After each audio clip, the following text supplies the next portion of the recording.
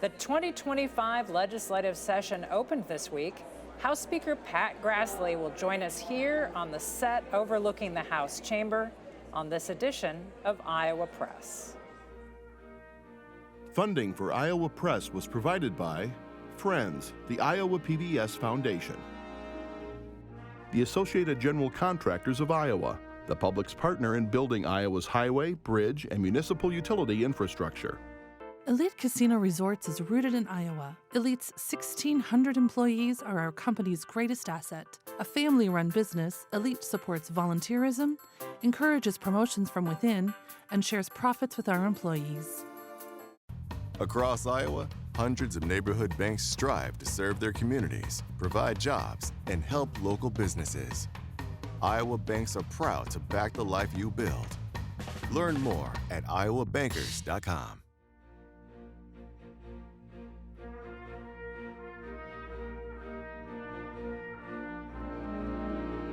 For decades, Iowa Press has brought you political leaders and newsmakers from across Iowa and beyond, celebrating more than 50 years on statewide Iowa PBS. This is the Friday, January 17th edition of Iowa Press. From the House chamber in the Iowa Capitol, here is Kay Henderson. On this edition of Iowa Press, we are in what people call the crow's nest. So we are perched above the House chamber. And our guest is House Speaker Pat Grassley. He's starting his 19th session in the Iowa legislature. Welcome back to Iowa Press, and thanks for having us in the House. Glad to be here. It's a short walk for me. I appreciate it. Also joining our conversation are Katarina Sostaric of Iowa Public Radio and Erin Murphy of the Gazette in Cedar Rapids. Katarina? Mr. Speaker, we were all here in this room earlier this week when Governor Kim Reynolds gave her Condition of the State address, and one of her big proposals was banning cell phones in schools, at least during instructional time. Do you feel that strikes the right balance between local control for school districts and helping kids not be distracted in class? Yeah, I think that's been, it's been something that's floating around out there as an issue, even probably into last session somewhat. And as I've had conversations back home, I've had conversations with other members, I think bringing a minimum standard, but also leaving the flexibility the governor laid out in her speech, brought up 2 examples of schools that are doing it different ways. But I think us just setting that minimum standard and what I've been talking with back home seems to be reasonable, and then let school districts with their faculty, staff, and students make those further decisions. So I'm hopeful that we can make progress on that issue. And she also mentioned another cell phone ban. She's asking lawmakers to pass to make it illegal to use a phone while driving unless it's in a hands-free mode. Do you think her bringing it up during her Condition of the State speech is enough of a push to finally make House Republicans pass that bill? I think it changes the narrative around that issue. We've had multiple different bills in the House, whether it was tied with other issues, individual efforts to do it. Some of the models we've looked at is like Ohio, doing some common sense solutions to the issue. But I think to answer your specific question, I think it does change the conversation and raises its stature as a priority issue. Anything that makes it into the speech usually gets a little bit more attention during the legislative session. Mr. Speaker, another proposal from the government dealt with Iowa's rising cancer rates. Iowa has one of the highest rates in the nation, and it's also rising faster, I believe, than any other state. And a partnership with the University of Iowa to do some research into what's causing that, and also asked for a $1 million appropriation to help kind of seed that research. What do House Republicans think about that proposal? I think that's a perfect example of a way in which we can, as a state, partner with our university. I mean, obviously, it's a world-class facility. I think it's something that obviously we want to look more what the specifics of the program would look like if we're going to use $1 million of taxpayer money. That being said, I think that is a good effort for us to put behind. The governor also brought up the impacts of alcohol, so binge drinking rising at similar rates. So I think there could be a lot of factors to what that may look like, and putting it in the hands of them, the University of Iowa, I think is the right decision. We'll just want to learn a little bit more before we commit to that dollar amount. Well, and to that, and you mentioned some of the environmental potential causes that Governor Reynolds mentioned. One that she didn't, but that a lot of people have wondered about, is the potential tie with agricultural products, pesticides, et cetera. If the research comes back with some kind of link like that, does that give you any pause for concern as a farmer in a farming state? Does do you feel like there should be parameters put on this research by the University of Iowa? I would first, obviously we want to see what that is, but I think it's risen to a level of issue. We at least need to have that discussion. The state, obviously, the request of the governor for $1 million for that partnership, I don't think is an unreasonable amount, but I think we need to be asking the questions that may exist, and I think that the conversation is probably more than just one thing, and I think that's where we've kind of lost in the past. Is it just smoking, or is it just whatever that may be? I think having somebody from the outside bring that broad feedback, but again, I want to see what that partnership looks like before we make any firm commitments. At the end of the 2024 legislative session, the Iowa House voted for a new casino moratorium. The previous one expired on July 1st, and the city of Cedar Rapids, in coordination with developers, are proposing a new casino, $275 million project. You have a colleague, Representative Bobby Kaufman, who is authoring a bill to reimpose a casino moratorium. Do you think that moratorium has a chance of passing before the Racing and Gaming votes in the Racing and Gaming Commission votes in February? I mean, obviously, it would make more sense if that was when the action would take place. Yeah, Representative Kaufman has been talking significantly about and getting support from caucus members if that was a decision you want to make. As I've been saying leading up to session, want to make sure that we have those conversations with the Senate, with the governor. As you said last year, we passed a bill that really probably didn't stand much chance since it was so late in session. That doesn't mean that we can't do anything without the House, without the Senate, without the governor, but I would like for us to reach some sort of a consensus on what that may look like if we are to move forward. And you're expecting that consensus by the end of January, because passing it after the Racing and Gaming Commission grants the license creates a whole set of different issues. As you know from being around here, the legislature, if we make that decision, has the ability to move fairly quickly. It still takes time, obviously, to move bills, whether it's through the House and Senate. Again, I think first we have to reach an agreement if that's the route in which we want to go. There are some divides within the legislature, regardless of party. Typically, when it comes to gaming issues, we've been pretty open about free, kind of just open it up to the House and make decisions. That's long before I was in leadership roles. So we'll have those conversations if that's the route we decide to go. Are you laying odds on this? I'm not taking any bets, no. In your opening speech on Monday, you mentioned wanting to eliminate sales taxes on what you called everyday items for families. What are some of those? Well, as you know, we've done some of this in the past, and looking at feminine hygiene products and other things, for example. I think it could just be any day items, just looking at things like toilet paper, looking at other things like vitamins.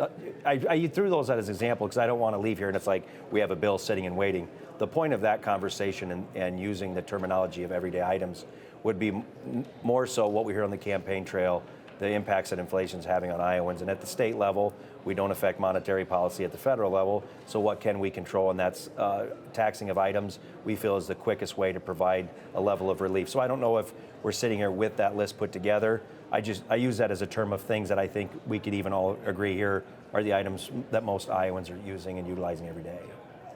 And the governor proposed for a second time lowering another type of tax, the unemployment tax that employers pay. Can that be done right now, given that Iowans have, been going through some layoffs? And are you confident that there could still be enough money in the unemployment trust fund? And I think that will be the leading conversation that we've had. The governor did make a case that some of our fund balance is probably out of whack with some other states. Those are the kind of things we need to look at.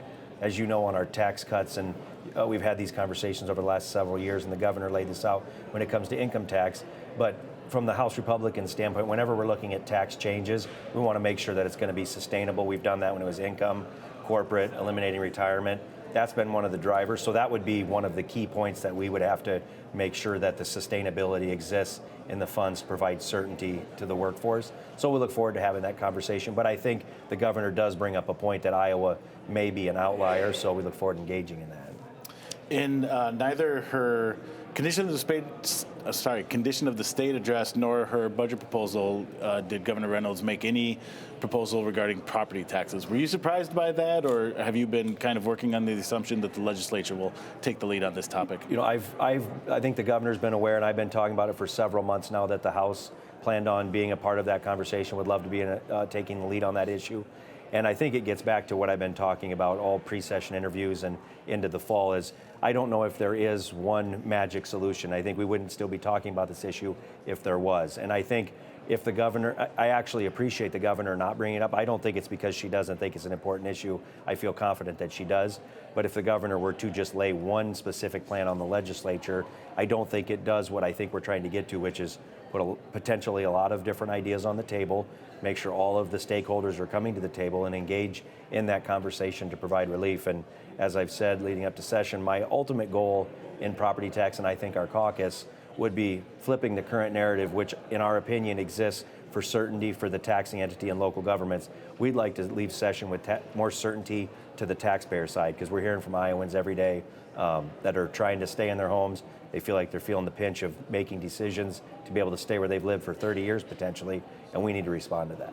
You theoretically have 2 years of this General Assembly. Yeah. I mean, we're talking about this session, but it's a 2-year General Assembly. You said mentioned it's such a complex topic. Does something have to get done this session? Can this be a multi-year discussion? I think our objective should be that it's done this session, but again, since it is so complicated, if we cannot find complete consensus, I think there's some things that we can do to work on providing relief and some certainty, and I think it could potentially be a 2-year solution. But we'd love to start tackling that, to start showing Iowans that it's one more issue that the legislature has tried to tackle that's been one that's been very difficult to grab, and that we've been able to make progress. The governor in her speech on Tuesday said that she was creating an Iowa-based Department of Government Efficiency. Wasn't that exciting? I was excited about that. Anyway, but part of that was to find efficiency at the local government level. Iowa has 99 different counties, hundreds of different cities. Is that part of the conversation, to reduce the amount of local government? Yeah, and I think I appreciate the governor bringing that up, and she's always brought proposals to us that are very forward-thinking and outside of the box. And I've been saying when it comes to property tax, so this, like you said, Kay, my 19th session, whenever we've talked about this, even going back to, I think, 2013, when we had split control of the legislature, all we ever have talked about is the revenue side of the table. And I think for too often we haven't talked about the spending side of it. Now, again, it gets back into the complications of why property tax is so hard, because levels of local control. But we do need to have a services and an expenditure conversation. If Iowans truly believe their property taxes are too high, you can't just talk about one side of the ledger. So I'm actually appreciative that the governor brought that up as a topic. Kind of fits into what I feel like I've been saying, that this is a broader conversation than just revenue. There are some, they call them 28E agreements, whereby municipalities or counties share services. Is there another wave of that ahead? So I think the governor bringing that up wouldn't necessarily be because we have a list of things that we already plan on doing. I think the governor, again, I'm not speaking for her, but my interpretation would be that we need to make sure that we are transparent with what we're doing, that we're trying to find those efficiencies. I don't think that means, and no one in rural Iowa, we represent all 99 counties across the state. I posted the map this week, it's very red. We represent all of these rural areas. And that's not our objective, is just to go out and just start making mass changes overnight. But I also think that Iowans in rural Iowa especially, or as well as in the urban centers, are feeling the pressure. So we need to have that conversation about where we can find those efficiencies. Earlier in December, or late November, you announced the creation of 2 new committees in the Iowa House, one of which is aimed at perhaps responding to the Trump administration sending states more money in the form of block grants. The other one is called the House Committee on Higher Education. Why did you do that?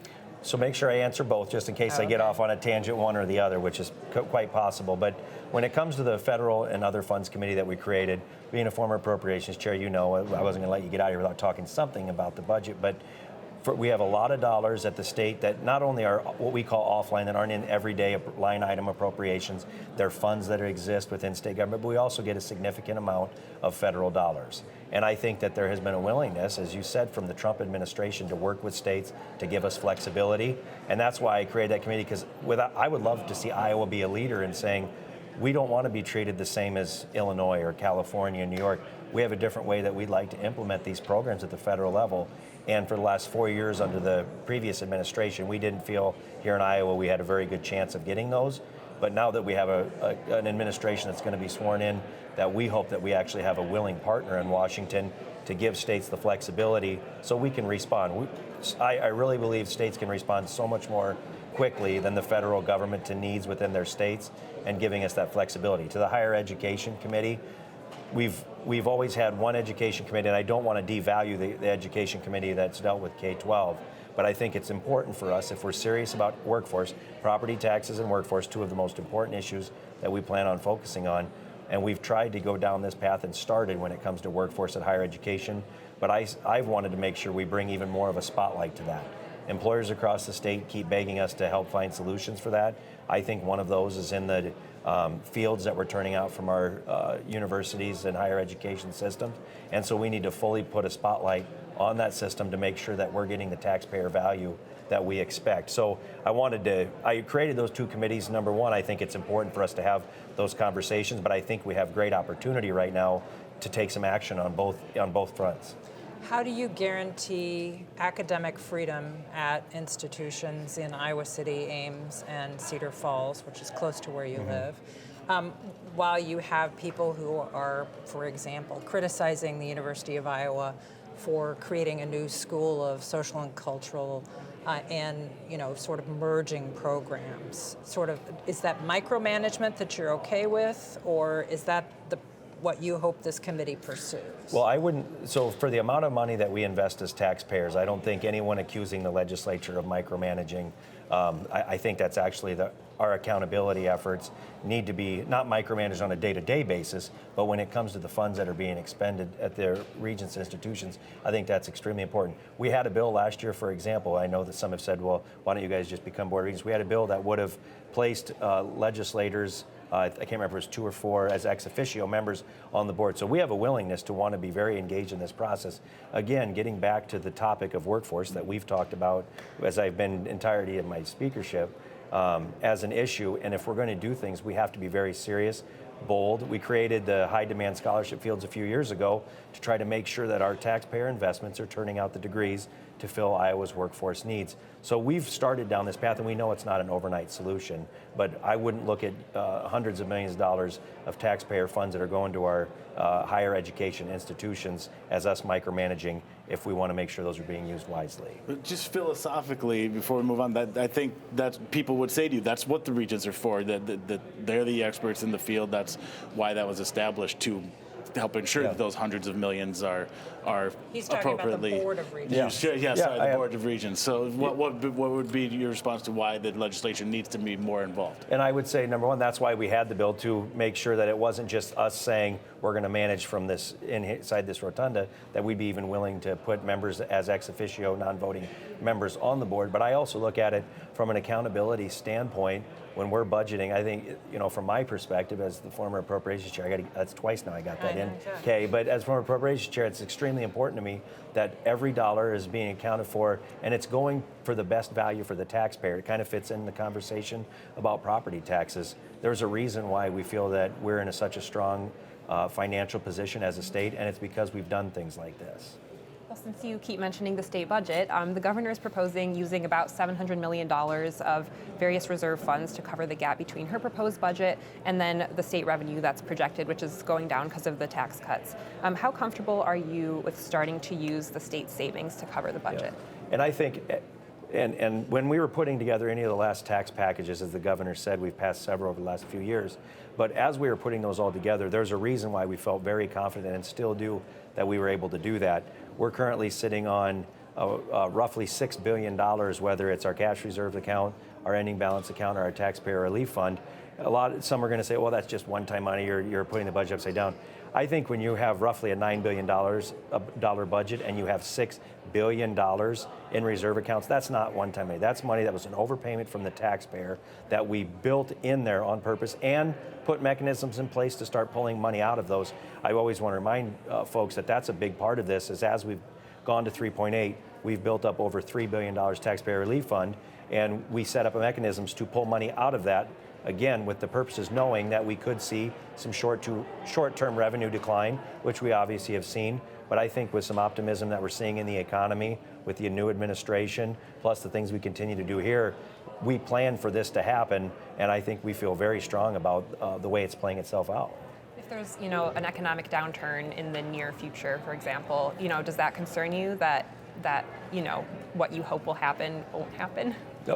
Again, if we were sitting on $600 million, that was excess money, and we were losing $400 to $500 million a year because of some revenue declines, keep in mind, we don't expect these to be permanent. When you cut taxes, and again, with some of the optimism we see in the economy, we expect to see revenue growth. And I was thinking about this as we've been talking about the budget.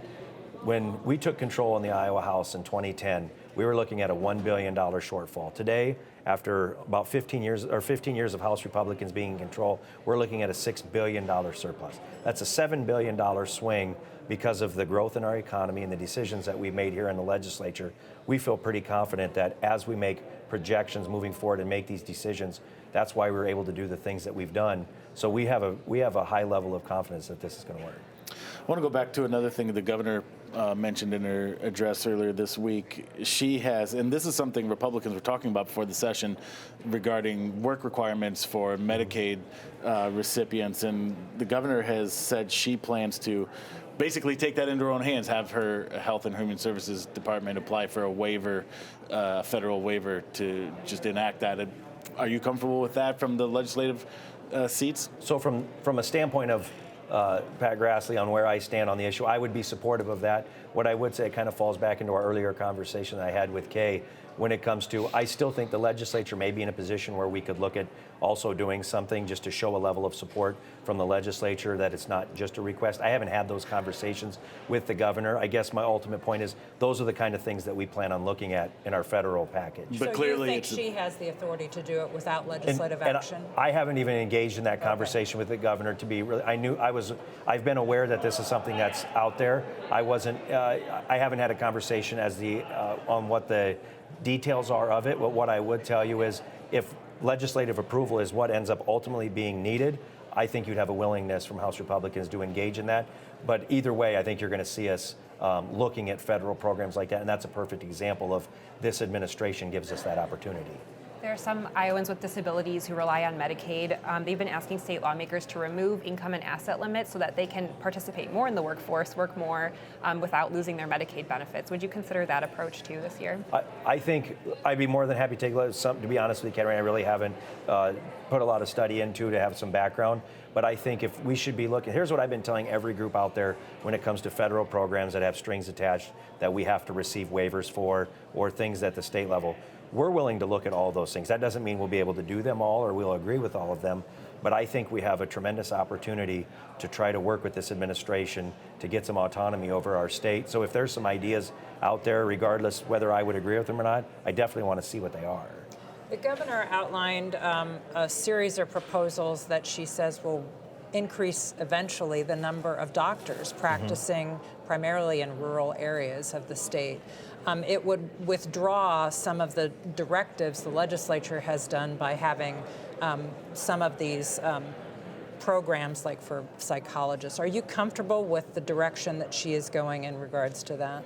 I think we look forward again, just receiving all the information, want to have further conversations. I think that you're going to see a willingness from us to engage in a conversation for more health care in rural Iowa. That's an issue. We started looking at residency programs, and I know that talking about what loan forgiveness and loan repayment, all of these conversations I think are going to be welcome, especially for those of us that are in rural Iowa. We know there's that shortage, and we have to have a willingness to incentivize individuals to want to stay in Iowa. We're doing a great job of educating them. We just need to be educating more, making sure they're staying in Iowa, and from the rural Iowa perspective, I think that's extremely important.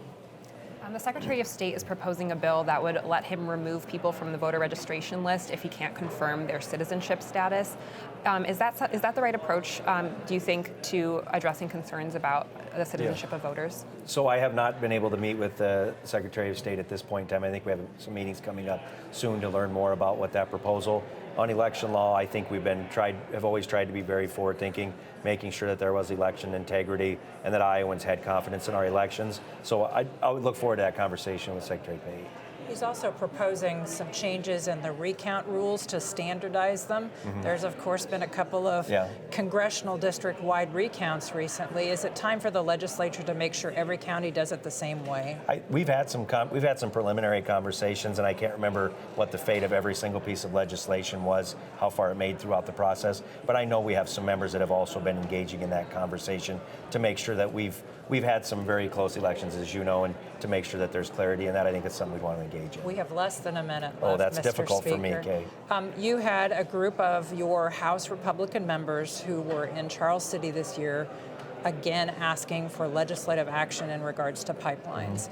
Is that issue moot now, or do you expect the House to vote again on some sort of pipeline-related proposal? My expectation is you will see some sort of action when it comes to pipelines, property rights on this side. Well, what I'd love to see is the House and Senate able to move bills forward, even if they don't agree that we're both bringing this topic. But I fully expect to see something on property rights and the other things that come with that conversation we've had over the last few years.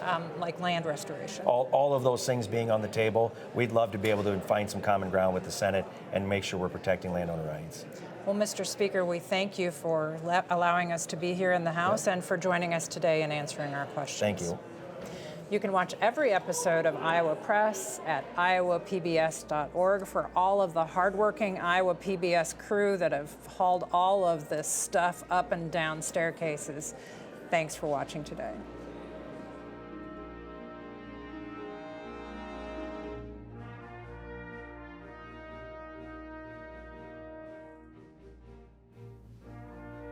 Funding for Iowa Press was provided by Friends, the Iowa PBS Foundation.